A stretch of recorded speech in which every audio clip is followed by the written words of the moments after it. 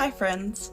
As I'm sure you know, there are so many great things about St. Louis, but there's never just one side to any story.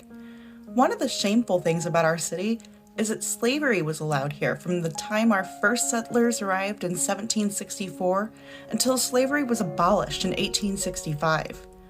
For over 100 years, enslaved people were bought and sold, and families were torn apart right on the steps of our courthouse downtown. So, today, in our first platform during the Ethical Society's February theme of liberation, I thought we could look to our core value of I can learn from the past to build for the future, and talk a little bit about how Black St. Louisans achieved legal liberation. As you might imagine, enslaved people throughout the United States did not often willingly accept their slavery. Many courageously pursued freedom through several avenues, ranging from legal practices like self-purchase and suing for their freedom in court, to more radical efforts like slave uprisings and physical escape. For some, freedom felt so far out of reach that they ended their own lives. For every scenario in which an enslaved person found freedom, St. Louis had examples of them all. During the era of slavery, the majority of slaves in Missouri were agricultural workers who lived on farms. Urban slavery in our port town of St. Louis was very different. Steamboats were constantly arriving and departing, and right across the river sat the free state of Illinois, which created a unique set of circumstances. The possibility of escaping was far higher than it would be for slaves in a rural setting. If an enslaved person was able to become a free person, they had the opportunity to legally operate as a citizen, and many chose to do that by opening their own businesses.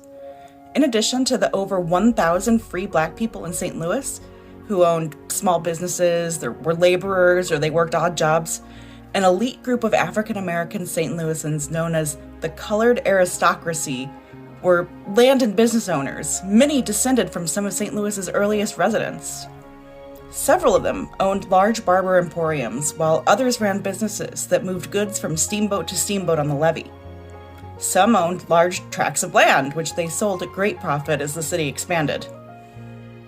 It's hard to point to one stereotypical African American experience in St. Louis, because some people of color were enslaved and others were free, and a select few were among the wealthiest citizens of the city.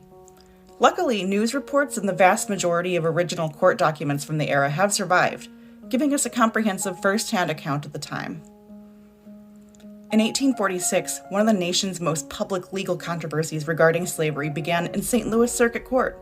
Dred Scott, a man born into slavery, sued his owner's widow on the basis of a Missouri precedent that declared, slaves freed through long-term residence in a free state would remain free upon returning to Missouri. Scott had spent several years living in the free lands of Illinois and the Wisconsin Territory with his owner before returning to Missouri in 1840.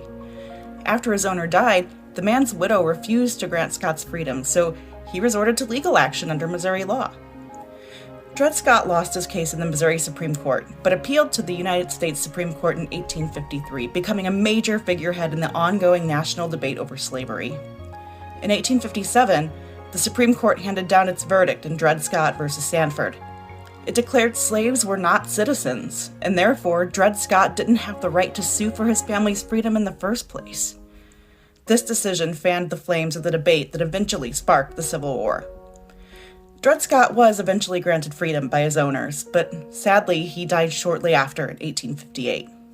Meanwhile, floods of German and Irish immigrants were arriving in St. Louis, and by 1850 they composed 43% of the population. This affected slavery in the city because the price of one slave could instead buy several years of work by a common laborer, without the necessity of paying for shelter or food or healthcare or clothing. Simply put, the huge number of immigrants looking for work and willing to accept low wage made slavery the more expensive option. As the number of immigrants increased and the number of slaves remained consistent, slavery became even more unprofitable, and slave owners often rented their slaves out to bring in extra money. Sometimes an enslaved person was able to keep some of those wages for themselves, often saving it in hopes of purchasing freedom from their owners. Of course, not all enslaved people could afford to purchase their freedom.